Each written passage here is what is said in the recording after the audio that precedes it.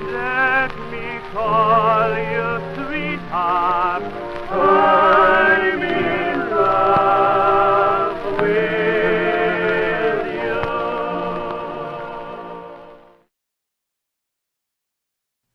Welcome to the B-List, where we talk about everything we love to hate. and everything that we hate to love. I'm Tara. I'm Courtney. Today, we are talking about, we're coming back for Dumb Criminals. Dumb Criminals. You guys seem to really like Dumb Criminals. You guys loved our Stupid Criminals episode. Thank you so much.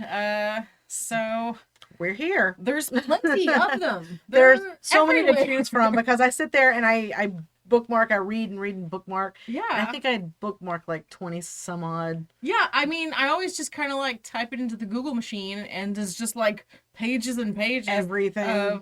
You can go by state or country or whatever. There's so many. Mm-hmm. Yeah, I think I kept mine in the United States this time. Yeah, I think mine are all in the United States. But I found quite a few that were outside of the country. But yeah, I think I have two of mine are from Texas. or two of them are from Texas. I've got one from Texas. So Shout out to idiot people in Texas where we're from. yeah, well, I felt so bad about our Florida Man episode that we did that we just completely went off on Courtney, Florida. for you guys who don't know, has a sweetheart. So like, Sometimes she's sometimes. a nice person. But yeah, I just wanted to at least include one from here in our own home state. So I that feel like way- I'm more like Jim Carrey and Liar Liar. I'm stop breaking the law, asshole. Right. right. I don't feel bad for you. Get our cop car behind us. There we go. There we are. Well, why don't you popos. get us kicked off here? All right, I'll get us started. So this is let me set the mood. Let me set the scene. It's December 2013 in Houston, Texas. A man was attacked by two women, Denitra Sherrill and Jessica Darden, he had met them he was selling some Jay-Z tickets. Okay. And he was meeting them somewhere in an undisclosed location, I don't know where, to buy the tickets. And while he was trying to get the purchase made or whatever, they stole the tickets out of his hand, got in the car, and he tried to stop them. He tried to jump on the car, and they're like kicking him, trying to get him off the car. They hit him with the car. Mm-hmm. They stole the tickets and Good hit him with grief. the car. Okay. But there was an onlooker saw the license plate number. Well, yeah. And so they got the license plate written down. And just like the cops are like, well, what if we just go to the concert? Like they have the tickets, they'll probably be at the concert. And sure enough, they go to the seats, and they were sitting right there. There they are. So then they got arrested for, he had several injuries. I think he broke ribs, he broke his hand.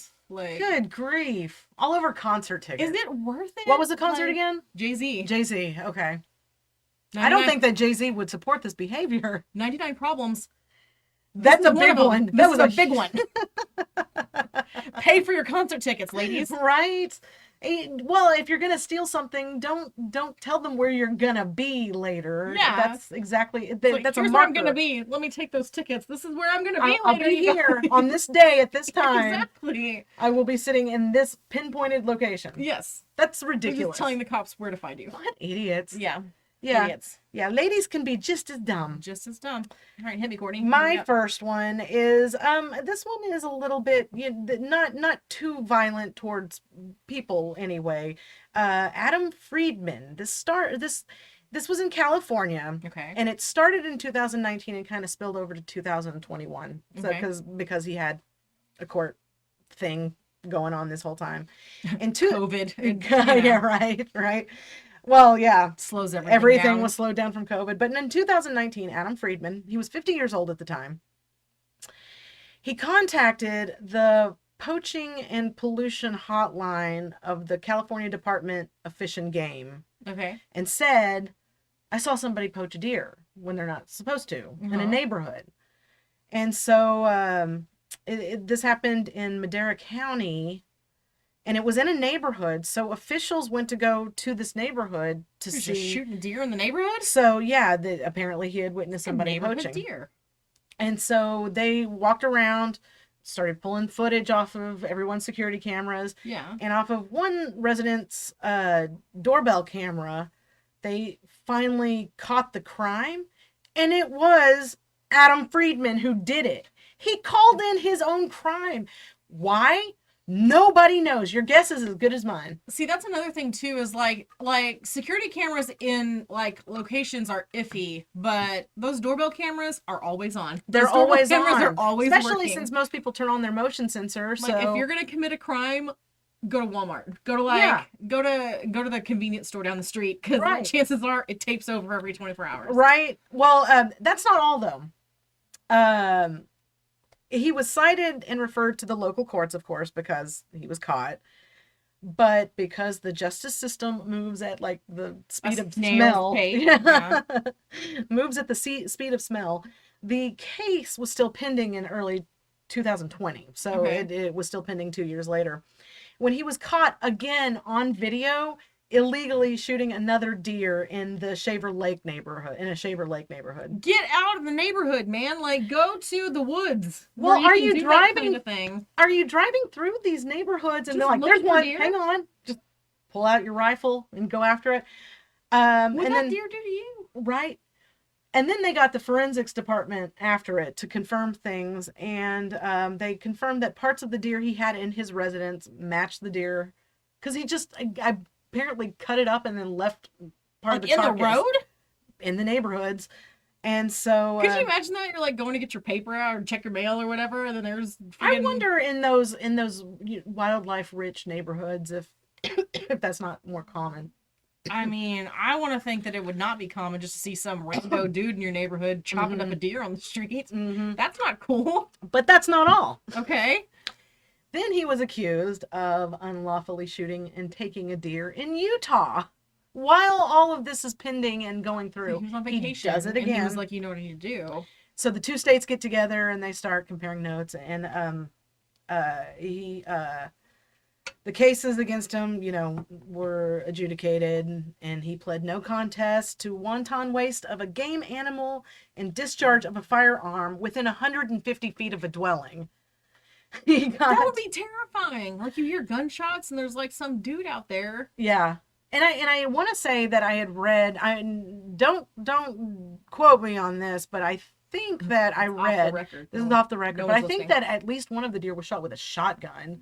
So he's just out there spraying buckshot. Spraying buckshot everywhere. And so he was sentenced to a 3-year suspension of hunting privileges, although I don't know if that will do That's anything. not going to stop anybody, he- though. I know. Like, He also got 50 hours of community service, a couple $1,000s in fines, and then he was ordered to complete a California hunter education course. I mean, he got off pretty easy. It wasn't a bad, just horrible, it could've been tragic worse, crime, but still, he's- you don't want someone in your neighborhood with a shotgun just roaming the streets. Just, right. But he's What if it was a dog or like a, yeah, and why would you call the tip line on yourself? Like, I hey, don't I saw a guy shoot a deer. maybe just to see if he could get away with it so he could do it again? Maybe a serial killer of wildlife.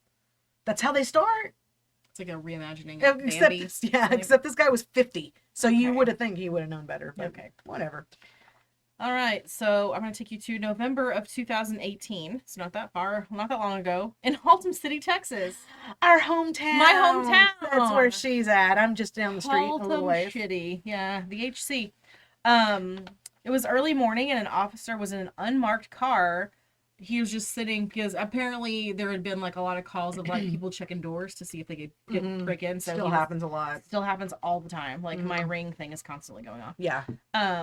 Because people were checking cars, tried to steal them or whatever, and two suspects get out of a black Mustang, approach his car. He's in the car, hmm but it's like a cold, like, you can't see anything through the windows or whatever. Mhm. And they check the door, and it opens, and he pulls out his gun, and he's like, "Police, put up your hands." And Officer Tony Miller yelled, "Police, show me your hands." They jumped back into their Mustang. One was jumped in the Mustang and one took off on foot. And the one that took off on foot, from what I read, I don't know if they caught him. Like, Uh-huh. he took off. Yeah. The other guy ended up causing an accident and had On top of everything injuries else. that were not life-threatening. He was fine. But yeah, he Did you know these people? no, I didn't. I was looking for the people's names. I'm like, and Tony Miller, I don't know him either. Hey, Officer Miller, if you're still working for Halton City. Yeah, no, but so they got charged with, you're running from the cops, you tried to break into a police car. Like, what's the luck, Like, that's some bad luck. Just don't do it. Just don't do it. Just don't be a criminal. Don't. Yeah. I did watch one the other day, like they had like on I think it was Facebook or Instagram or something. There was this guy, and it was an older man. Like usually it's these young idiot kids trying to break into cars, but it was an older gentleman with a cup of coffee in his hand, going and checking doors. It was like have his coffee in the morning, going and checking doors in the middle of the night, and it's like icy. So he like checked one side of this guy's truck because it was a work truck, and then he walks around to look in the back of the truck if there's anything to steal. Walks around to the other side, and while he's trying to check the other side, he slips and falls.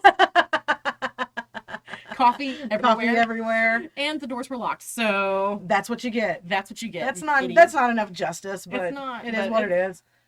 The next ones that I was going to talk about was it's a couple, and this couple kind of reminded me. You remember on our last episode that we talked about this, the couple from Arlington here down the road. Yes, with the OnStar and was caught with all the drugs. Well, this one is Keith and Kelsey Russell. This happened actually fairly recently, back in August of 2021 in Pennsylvania. Okay.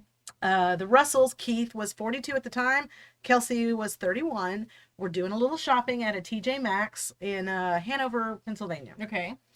They found out that they had locked their keys in their car. So, I've been there. No, I've done it before too.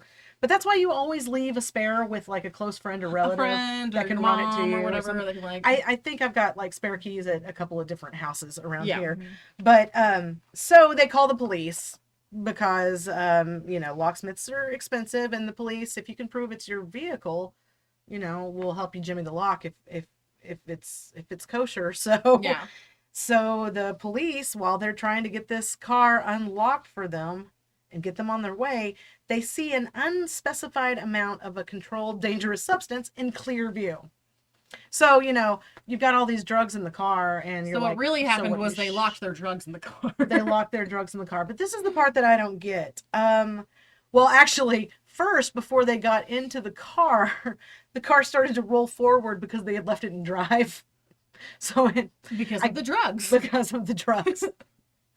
So they get the so like car you're open. snorting cocaine and you're like, I just really want to like shop for some deals at TJ Maxx. I need some new flip-flops. I need a cheap Marc Jacobs purse. I need a faux fur jacket right now. So I need knickknacks. Knickknacks. I need some candles. I need some candles and a bunch of rugs. So the couple was obviously arrested, and then they searched the now unlocked car and found an additional $135,000 in cash. Oh. So this is what I don't get is why didn't you call a locksmith? You had cash to pay them. Be like, if you open that up, I'll give you the cash right now. But they called the police instead. Well, they have that much money. Why aren't they going to an actual department store? Why are they at TJ Maxx? I don't know. And $135,000. You know how much $135,000 will get you at Burlington Coat Factory? Oh my gosh, I could live for so long on $100,000. So whatever. In the end, they were charged with money laundering, possession with intent to distribute, 2 counts of possession of a controlled dangerous substance, possession of prescription drugs, and possession of drug paraphernalia and hypodermic needles. Which the hypodermic needles, I didn't think it was against the law to have that. I have to have them for one of my medications. It's probably against the law if it's in a bag full of drugs. If it's in a bag with heroin or whatever with it, because they didn't say exactly what the controlled substance was. But not only that though, they that was just the charges that they had accumulated as a couple. Mr. Russell, Keith, was also the lucky recipient of motor vehicle summonses for an unregistered vehicle, driving under the influence, careless driving, and possession of controlled dangerous substances in a motor vehicle. He's like, how many people can I piss off in one drive? I want to make everyone Best of mad. luck to those guys. Best of luck to them. Okay, I'm going to take you to Charleston, South Carolina, VA hospital. I don't know when, I didn't write down the date. Imagine that you're in a hospital. And sometime not now. South Carolina VA hospital, a construction worker named Christopher Lewis had bought his lunch in the cafeteria, and he went to go get a refill of his soda.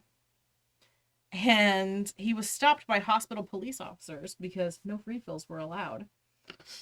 And so he offered to pay the 89 cents or whatever it was for a refill, but the hospital refused to accept his money, and he was fined $525 federal citation for shoplifting because it was a VA hospital. Oh my gosh. When he went to court, it was dropped in federal court because obviously they had bigger problems. That's what plugs up the justice system. And that's not a super crime, but I just thought that it was ridiculous that this guy's like... Was he being treated at the hospital, or did he just He was have... a construction worker, so Oh, I'm he was assuming he was construction, like so. doing construction there or something. I don't know. Oh, come on. Maybe he just super likes the lunch there. I don't know. But like... You know, some of the hospital food now... Courtney, Okay. You know what? I have spent a little bit of time in the hospitals recently because my mom has had to go through a few different routine, not, I wouldn't say routine, but not uncommon surgery procedures. Get it together, Peggy. Yeah, Mom, come on. And I know you listen to these, though. But, you know, spending a little bit of time in hospitals and waiting around for, you know, the surgeons to come out, some of that hospital food is pretty dang good. I mean, yeah, but I don't want them to arrest me for wanting to get an extra Well, I soda. paid for it. And I brought my own soda, so. But the coffee, damn it, that better stay free. Because it's not great coffee. It's just, and then I think back to all the times my dad did, like, as a kid, my dad would take us to, like, Taco Bell or, like, Taco Casa or something, and he would ask for a water cup, and then he would get soda. Like they don't know that you Like, do. I don't know, he's like, he's a grown man, he's not drinking a tiny children's water, you know? Yeah. Like, Well, he just- better watch it. he better watch it, or these people, it's a federal crime, apparently. to Into get a the clink refill. with you, man. Yeah, for serious. Well, I'm going to take mine back to 1985, when the year I started kindergarten. Oh, wait, no. I'm in first grade at this point. Anyway, but I'm aging myself right now, so let's move on. Dennis Newton. He was 47 years old at the time. He was accused of robbing 3 Circle K's, like in or around Oklahoma City, somewhere in that metropolitan area. But he was on trial for only one of the robberies at the time of this incident right here, when he decided while he was on trial to fire his public defender and represent himself. Okay, I'm not a lawyer, but just as a general, don't represent yourself. Well, I mean, it didn't work out for Ted Bundy or Charles Manson, so why do you think? Unless you're a lawyer, don't represent yourself. Exactly. And even then, get a friend. Get a second opinion. Yeah, Just right. probably, yeah. Right? I mean, a hairstylist doesn't generally cut their own hair, so I mean, they get one of their stylist friends. yeah. So, so the judge agreed, okay, you can represent yourself. And even the district attorney was saying that he didn't do too bad for himself at the first part of the trial until the store clerk, a girl by the name of Darlene Danner, she took the stand at this point and identified Mr. Newton as the armed robber. And Mr. Newton did not like that one bit. So he did what He's like, what are you trying to say? he did what any innocent defender would, or defendant, I should say, any innocent defendant should do. And he yelled at her. I was going to say, the attacker. And he said, this is the quote, "You lying bitch, I should have blown your effing head off." And then he paused for a moment, letting the gravity... Innocent. He's innocent. He paused for a moment, letting the gravity of his outburst sink in. And then after he realized what he said, saying, "I should have blown your effing head off," Yeah. he quickly added, if I'd been the one that was there. If I did it, but I didn't. But if I did. Like O.J. Simpson in that He stupid OJ'd book. it. If I did it. But yeah, so yeah, and that was pretty much it. The jury only took 20 minutes to deliberate, found him guilty. And half of that was because they were like ordering lunch. Right, right. Well, you get a paid lunch sometimes. Yeah, what are we getting, you depending on the guys? county that you're in. Panera? Anyone want Panera? Anybody want that? Chick-fil-A. Chick-fil-A. I'm gonna argue over it. So yeah. Okay, my next one, I'm going to take you to Chicago. I definitely misspelled this guy's name. Whoopsies. Dominic, probably, Pelletier, was applying for a job with the FBI. And during the hiring process, you had to take a lie detector test. And he admitted to having a collection of child sex material. Oh my. Holy hell. They didn't want to lie. Well, They would have caught him. you're under oath. He also admitted to raping an underage girl. Oh no. Oh no. I'm just going to go out on a limb and say, if you're having a job interview, these are things you don't want to bring up during your job interview. First of all, don't do it. No, thank goodness that he did, because could you imagine finding any of that out after hiring him? Yeah, so the FBI got a warrant, and he was arrested after they found the child sex material at his house. And I don't know what happened with the rape of the underage girl, but yeah, he did not get that job at the FBI. I wouldn't think he would. He was not hired. And this was with who? The FBI? The FBI. He was applying for a job He with was the FBI. Applying. So Oh you my know you're a gosh. criminal, and you're gonna try and get in with the FBI. Like- What did you think would happen? Like, did you think? That's just outstanding to me. What the heck were you? Why would you think that you could even get a job with the FBI if you have this kind of past? Because they're gonna know everything. They want to know everything about you. Before They you will can... dig up Yes. everything. I wouldn't be Any surprised. kind of government job, they want to know everything. Yeah. My dad worked for the post office for 25, 30 years, Yeah. something like that. And they would have found out any of that stuff. know And that was everything. the post office. Yes. Oh, Yeah. I just don't understand. And it makes me really scared of, like, what kind of questions were they asking him? Like, did he volunteer this information? Hey, It guess doesn't- what? Did you know? there's one thing. There- Like, Well, a couple of things. can I get this on record? Well, Can you imagine wishing your husband good luck with his job interview, and then all of a sudden there's like a SWAT team at your house? no kidding. Shh. Like, Ah. he's supposed to be getting a job. You were supposed to be getting a job. So you won't be getting a job. Okay. Well, rolling right along. I'm going to take us back to April 2008, which Okay. doesn't seem that long ago, like we said earlier, but it was. Why is the 2000s, like, it doesn't seem like, I know that in my head, I know it was 20 years ago, but like, Well, it's the same way with it's. I think it's just now getting to the point now with me that when somebody mentions something from the 90s, I'm starting to feel how long ago that was. But for a long time, even up to like recently, yeah, I just think, oh, I was in high school. Cool. What's your story? yeah, Like, yeah, I was in high school then. Not like, but- oh, I was in high school 22 years ago, 25 years ago. Yeah. Yeah.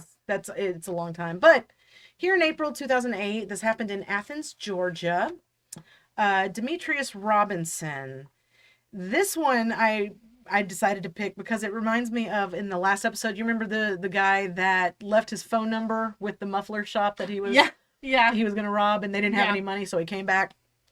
Well, this fellow right here, he was 28 at the time. He decided to rob a Golden Pantry convenience store one day. Okay. But he found out that there were customers in the store. Mhm. So, like any polite would-be robber, he waited for the customers to clear out. Yeah, because you don't want a hostage So, situation. well, yeah, he said so he wouldn't have to involve any innocent bystanders. Right.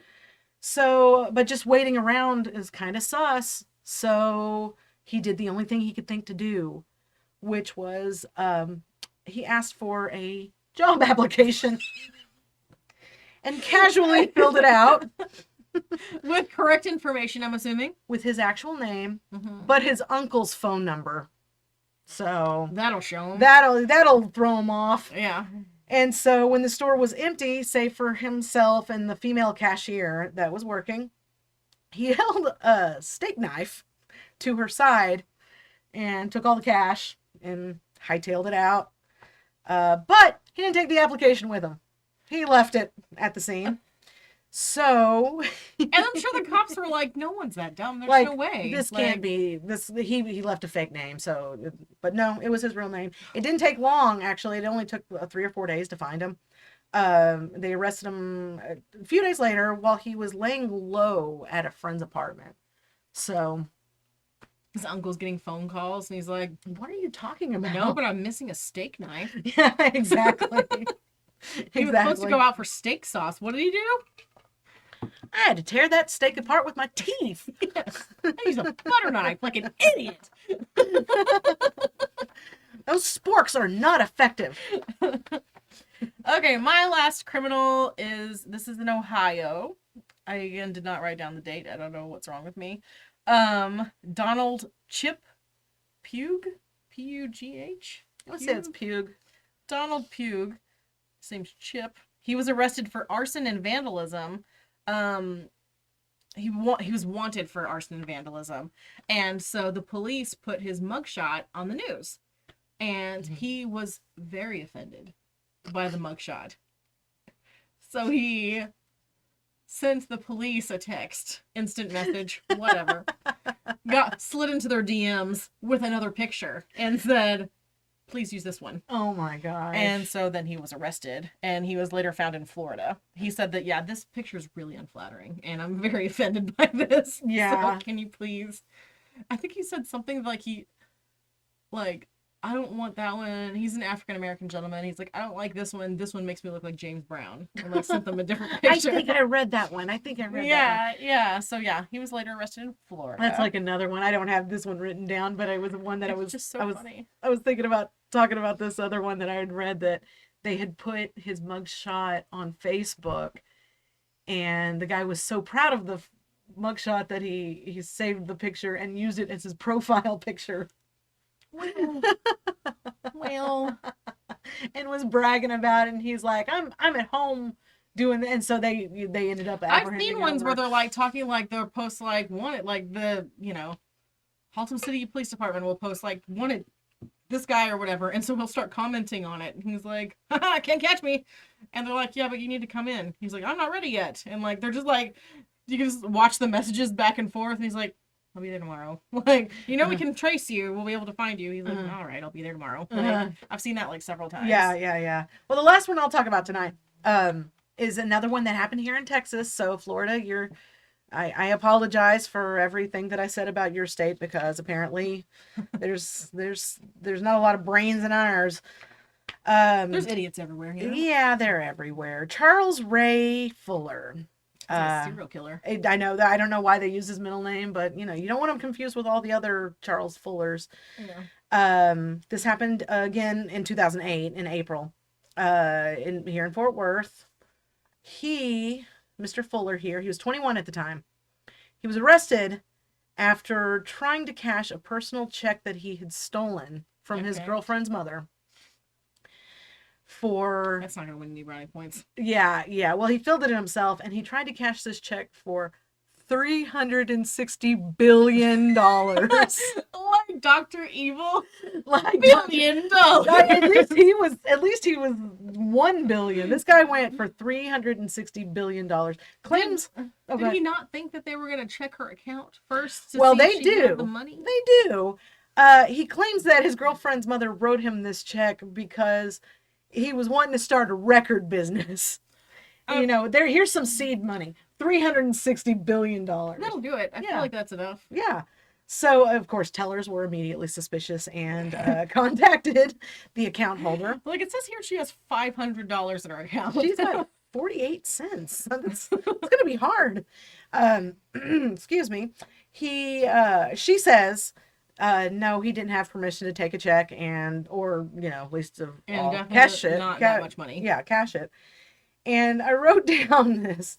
What makes this so funny to me is that the idiot has no idea the processes it takes to transfer that much money. Yeah, it's not like you go through the drive-through and you're like sending it through the thing. Yeah, and you're just gonna send down $360 billion. Can you give that to me in mostly small bills, like 10s and 20s? Can I get a 5 and 10s, please? 5s and 10s, a couple. Nobody wants to break a hundo. Yeah. So, yeah, I mean, I don't even know the entire process of having to transfer it's that like much bank money. vaults and 2 keys and getting to that and nowadays, even back in 2008, it would have all been done digitally. And I think that what little I was reading, because I wanted to see if somebody wrote you a check for $1 billion, Right. What do you do? what's the process?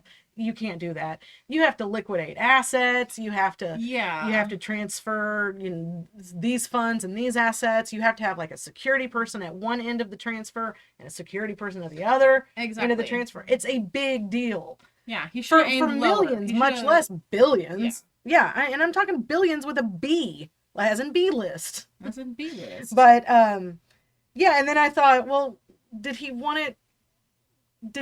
Just put that in my account.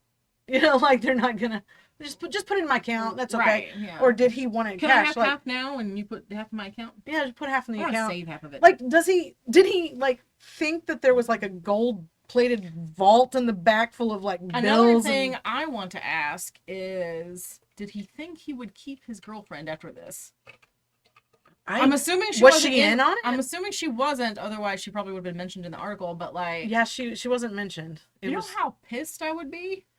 like you took what from my mom and did what with it? And you didn't offer me any of it?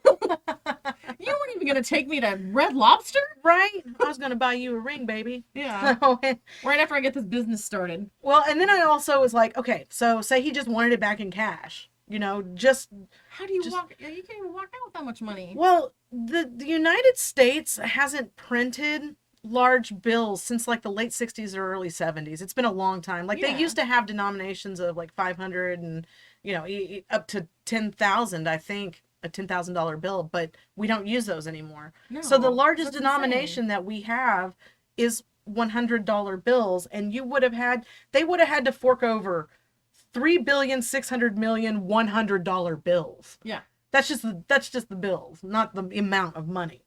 So yeah. So I highly doubt there's a bank in the entire world that has that kind of cash laying around. Like, did he bring like a duffel bag or like how did he think he was gonna walk out Brought of his there with little like, Velcro just wallet? got like all those little envelopes with a little sticky that are just like envelope. So yeah. So he gets a forgery charge with that. I mean, But yeah. that's not all. When police apprehended him, he had like almost 2 ounces of or just under 2 ounces of marijuana, which in Texas is a big no-no, especially in 2008. Yeah. And he was slapped with that possession charge and he had a small handgun on him too. So he gets charged with unlawfully carrying a weapon on top of the forgery charges. So triple threat there. Triple threat. Good for So, him. Yeah. So there's our stupid There's our second episode, probably of many idiot criminals. because I have a whole cachet They're everywhere. of people I'd like to talk about. So Definitely. But yeah. So again, thanks for tuning in to us. Yeah, if you guys have criminals you want us to talk about or ideas for the show, please email us or send us Yeah, send us a something into the void so we can find it. yeah, just lean out your front door and yell as loud as you can. And if you will just send us a check for $360 Billion dollars. $1 billion. $1 billion. That would be great. That would be wonderful. So Make sure anyway, you sign it though. Yeah, We yeah, don't- make we don't sure wanna you get in sign trouble. it. We Make- don't want any like red tape. No. We're lawful people. We're lawful, law-abiding folks. But yeah, thank you guys for tuning in. We love you. Stay safe. Stay safe always. Be good to each other, Be and good. we'll see you next time. See you next time. Bye. Let me call you sweetheart.